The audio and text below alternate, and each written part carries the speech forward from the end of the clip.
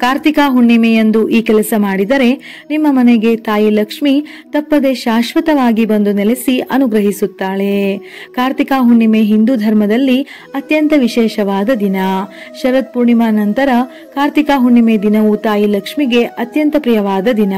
ಈ ದಿನದಂದು ಗಂಗಾ ಸ್ನಾನ ಮಾಡುವುದು ವಿಶೇಷ ಪ್ರಾಮುಖ್ಯತೆ ಪಡೆದಿದೆ. ಈ ದಿನ ಲಕ್ಷ್ಮೀ ದೇವಿಯನ್ನು ಮೆಚ್ಚಿಸಲು ತಪ್ಪದೆ ಈ ಕೆಲಸಗಳನ್ನು ಮಾಡಿ.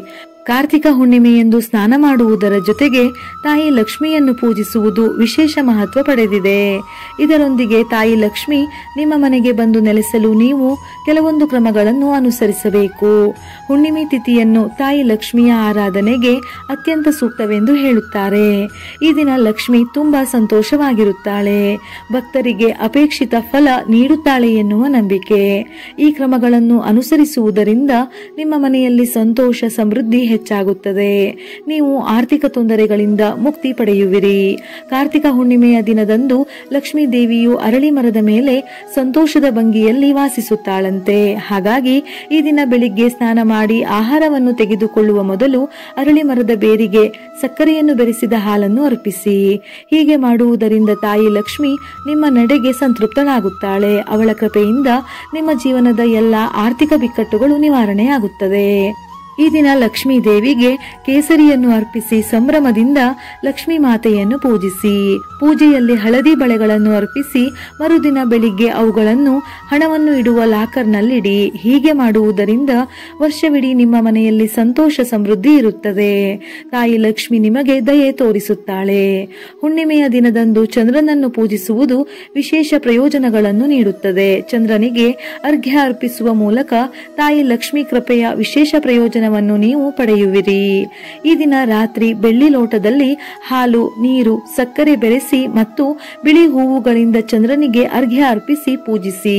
ಇದರಿಂದ ನಿಮ್ಮ ಜಾತಕದಲ್ಲಿ ಚಂದ್ರನ ಸ್ಥಾನವು ಬಲಗೊಳ್ಳುತ್ತದೆ. ತಾಯಿ ಲಕ್ಷ್ಮಿಯ ಕೃಪೆಯಿಂದ ನೀವು ಸಂಪತ್ತನ್ನು ಪಡೆಯುತ್ತೀರಿ. ಕಾರ್ತಿಕ ಹುಣ್ಣಿಮೆಯಂದು ನೀವು ನಿಮ್ಮ ಮನೆಯ ಮುಖ್ಯ ಬಾಗಿಲಿಗೆ ಮಾವಿನ ತೋರಣ ಹಾಕಿ ಎರಡೂ ಬದಿಗಳಲ್ಲಿ ಅರಿಶಿನದೊಂದಿಗೆ ಸ್ವಸ್ತಿಕ ಚಿಹ್ನೆಯನ್ನು ಬರೆಯಬೇಕು. ಇದರಿಂದ ಸಕಾರಾತ್ಮಕ ಶಕ್ತಿಯು ನಿಮ್ಮ ಮನೆಯ ಕಡೆಗೆ ಆಕರ್ಷಿತವಾಗುತ್ತದೆ. ತಾಯಿ ಲಕ್ಷ್ಮಿ ನಿಮ್ಮ ಮನೆಗೆ ಬರುತ್ತಾಳೆ. ನಿಮ್ಮ ಮನೆಯಲ್ಲಿ ಸಂಪತ್ತು ಹೆಚ್ಚಾಗುತ್ತದೆ. ನಿಮ್ಮ ಕುಟುಂಬದ ಜನರು ಪ್ರಗತಿ ಹೊಂದುತ್ತಾರೆ. ಕಾರ್ತಿಕ ಪೂರ್ಣಿಮೆಯಂದು ದೀಪವನ್ನು ದಾನ ಮಾಡುವುದು ಅತ್ಯಂತ ಮಂಗಳಕರ. ಇಂದು ಪವಿತ್ರ ನದಿಗಳಿಗೆ ಹೋಗಿ ದೀಪಗಳನ್ನು ತೇಲಿ ಬಿಡುವುದು ತುಂಬಾನೇ ಮುಖ್ಯ. ಇದನ್ನು ಮಾಡುವುದರಿಂದ ನೀವು ಸಾಲದಿಂದ ಮುಕ್ತರಾಗುತ್ತೀರಿ. ವಿಷ್ಣುವಿನೊಂದಿಗೆ ತಾಯಿ ಲಕ್ಷ್ಮಿ ಕೂಡ ನಿಮ್ಮೊಂದಿಗೆ ಸಂತೋಷವಾಗಿ ನೆಲೆಸುತ್ತಾಳೆ. ಇದರ ಜೊತೆಯಲ್ಲಿ ಪಿತೃದೋಷ ನಿವಾರಣೆ ಆಗುತ್ತದೆ. ನಿಮ್ಮ ಸುತ್ತಲೂ ನದಿ ಇಲ್ಲದಿದ್ದರೆ ರಾತ್ರಿ ಇಡೀ ಮನೆಯ ಈಶಾನ್ಯ ಮೂಲೆಯಲ್ಲಿ ಹಸುವಿನ ತುಪ್ಪದ ದೀಪವನ್ನು ಇರಿಸಿ. ಸಾಧ್ಯವಿಲ್ಲವೆಂದಾದರೆ ತುಳಸಿಯ ಮುಂದೆ ದೀಪ ಇಡಬಹುದು. ದೀಪದಾನ ಮಾಡುವುದರಿಂದ ಶನಿ, ರಾಹು, ಕೇತು ಮತ್ತು ಯಮಗಳ ಅಶುಭ ಪರಿಣಾಮಗಳು ಕಡಿಮೆಯಾಗುತ್ತವೆ.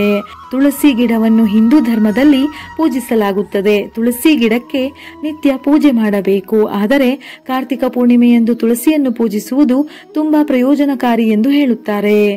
ಕಾರ್ತಿಕ ಪೂರ್ಣಿಮೆಯಂದು ತುಳಸಿಗೆ ನೀರನ್ನು ಅರ್ಪಿಸಿ ಸಂಜೆ ತುಳಸಿಯ ಬಳಿ ತುಪ್ಪದ ದೀಪವನ್ನು ಹಚ್ಚಬೇಕು.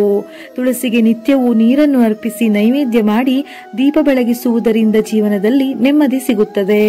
ಕಾರ್ತಿಕ ಪೂರ್ಣಿಮೆಯಂದು ವಿಷ್ಣು ಸಹಸ್ರನಾಮ ಮತ್ತು ಲಕ್ಷ್ಮೀ ಸ್ತೋತ್ರಗಳನ್ನು ಪಠಿಸಬೇಕು. ಇದಾದ ನಂತರ ಸಂಜೆ ದೀಪವನ್ನು ದಾನ ಮಾಡಬೇಕು. ಇದನ್ನು ಮಾಡುವುದರಿಂದ ಜೀವನದಲ್ಲಿ ಆರ್ಥಿಕ ಸಮೃದ್ಧಿಯು ನೆಲೆಸುತ್ತದೆ. ಇದರೊಂದಿಗೆ ವಿಷ್ಣು ಮತ್ತು ಲಕ್ಷ್ಮೀ ದೇವಿಯ ವಿಶೇಷ ಕೃಪೆಗೆ ಪಾತ್ರರಾಗುತ್ತಾರೆ. ಈ ದಿನ ಸೂರ್ಯನಿಗೆ ನೀರನ್ನು ಅರ್ಪಿಸಬೇಕು. ಸೂರ್ಯನಿಗೆ ನೀರನ್ನು ಅರ್ಪಿಸುವುದು ಅದೃಷ್ಟವನ್ನು ತರುತ್ತದೆ. ಇದರೊಂದಿಗೆ ಜಾತಕದಲ್ಲಿ ಸೂರ್ಯನ ಸ್ಥಾನವು ಬಲಗೊಳ್ಳುತ್ತದೆ. ಗಂಗಾ ಅಥವಾ ಯಾವುದೇ ಪವಿತ್ರ ನದಿಯಲ್ಲಿ ಸ್ನಾನ ಮಾಡಿದ ನಂತರ ಅಥವಾ ಮನೆಯಲ್ಲೇ ಸ್ನಾನದ ನೀರಿಗೆ ಗಂಗಾಜಲ, ತುಳಸಿ ಬೆರೆಸಿ ಸ್ನಾನ ಮಾಡಿದ ನಂತರ ಸೂರ್ಯನಿಗೆ ಅರ್ಘ್ಯವನ್ನು ಅರ್ಪಿಸುವುದರಿಂದ ಹಿಂದಿನ ಜನ್ಮದಲ್ಲಿ ಮಾಡಿದ ಪಾಪಗಳು ದೂರವಾಗುತ್ತವೆ. ಕಾರ್ತಿಕ ಹುಣ್ಣಿಮೆಯ ದಿನ ಶಿವನ ದೇವಸ್ಥಾನಕ್ಕೆ ಹೋಗಿ ಅಭಿಷೇಕ ಮಾಡುವುದು ತುಂಬಾ ಒಳ್ಳೆಯದು. ಶಿವಲಿಂಗಕ್ಕೆ ಹಾಲು, ಗಂಗಾಜಲ, ಜೇನು, ಮೊಸರು ಇವುಗಳಿಂದ ಅಭಿಷೇಕ ಮಾಡುವುದರಿಂದ ಜೀವನದಲ್ಲಿನ ತೊಂದರೆಗಳು ದೂರವಾಗುತ್ತವೆ. ನಿಮಗೆ ಶಿವನ ಅನಂತ ಕೃಪೆ ಸಿಗುತ್ತದೆ. ಶಿವನು ಕಾರ್ತಿಕ ಹುಣ್ಣಿಮೆಯೆಂದು ತ್ರಿಪುರಾಸುರ ಎಂಬ ರಾಕ್ಷಸನನ್ನು ಸಂಹರಿಸಿದನೆಂದು ಪುರಾಣಗಳು ಹೇಳುತ್ತವೆ. ಇರುತ್ತವೆ. ಆದ್ದರಿಂದಲೇ ಇಂದು ಶಿವನ ಆರಾಧನೆ ಮಾಡಿದರೆ ಸಕಲ ಇಷ್ಟಾರ್ಥಗಳು ಈಡೇರುತ್ತವೆ. ಈ ದಿನ ಭಗವಾನ್ ವಿಷ್ಣುವು ನೀರಿನಲ್ಲಿ ನೆಲೆಸುತ್ತಾನೆ, ಲಕ್ಷ್ಮೀ ದೇವಿಯು ಅರಳಿ ಮರದಲ್ಲಿ ನೆಲೆಸುತ್ತಾಳೆ. ಅದಕ್ಕಾಗಿಯೇ ನದಿಗೆ ಪೂಜೆ ಮತ್ತು ಆರತಿಯನ್ನು ಮಾಡಬೇಕು. ಅದೇ ಸಮಯದಲ್ಲಿ ಅರಳಿ ಮರದ ಕೆಳಗೆ ತುಪ್ಪದ ದೀಪವನ್ನು ಹಚ್ಚಿ 11 ಬಾರಿ ಪ್ರದಕ್ಷಿಣೆಯನ್ನು ಮಾಡಬೇಕು. ಈ ದಿನ ತುಳಸಿಯನ್ನು, ಶ್ರೀಹರಿ, ವಿಷ್ಣು, ಶಿವ, ತಾಯಿ ಲಕ್ಷ್ಮಿ ಮತ್ತು ಸಾಲಿಗ್ರಾಮವನ್ನು ಪೂಜಿಸಲಾಗುತ್ತದೆ. ಈ ದಿನ ದೀಪದಾನ ಮಾತ್ರವಲ್ಲ, ಬೇರೆ ದಾನಕ್ಕೂ ಮಹತ್ವವಿದೆ. ನೀವು ಅನ್ನದಾನ, ಬಟ್ಟೆ, ಹಣ ಸೇರಿದಂತೆ ನಿಮ್ಮ ಕೈಲಾದ ಸಹಾಯ ಮಾಡಬಹುದು. ಇದರಿಂದ ಮನೆಯ ಎಲ್ಲ ಸಮಸ್ಯೆ ಬಗೆಹರಿಯುತ್ತದೆ. ಈ ದಿನ ವ್ರತ ಮಾಡುವುದಕ್ಕೂ ಹೆಚ್ಚಿನ ಮಹತ್ವವಿದೆ.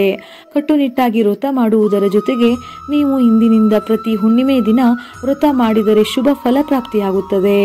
ಈ ದಿನ ಮನೆಯ ಹೊರಗೆ ಮತ್ತು ಒಳಗೆ ರಂಗೋಲಿಯನ್ನು ಹಾಕಬೇಕು. ನಂತರ ರಂಗೋಲಿಯ ಸುತ್ತಲೂ ದೀಪವನ್ನು ಹಚ್ಚಿಡಬೇಕು. ಇದರಿಂದ ತಾಯಿ ಲಕ್ಷ್ಮಿ ಪ್ರಸನ್ನಳಾಗಿ ಧನ ಸಂಪತ್ತು, ಸಕಲ ಐಶ್ವರ್ಯವನ್ನು ಅನುಗ್ರಹಿಸುತ್ತಾಳೆ. ವಿಡಿಯೋ ಇಷ್ಟ ಆಗಿದ್ದಲ್ಲಿ ಮರೆಯದೆ ಲೈಕ್ ಮಾಡಿ. ಹೆಚ್ಚಿನ ಮಾಹಿತಿಗಳಿಗಾಗಿ ನಮ್ಮ ಫೇಸ್ಬುಕ್ ಪೇಜ್ ಅನ್ನು ಫಾಲೋ ಮಾಡಿ. ಇದೇ ರೀತಿಯ ಮನಮುಟ್ಟುವ ಉಪಯುಕ್ತ ಮಾಹಿತಿಗಳಿಗಾಗಿ ಮತ್ತೆ ಭೇಟಿಯಾಗೋಣ.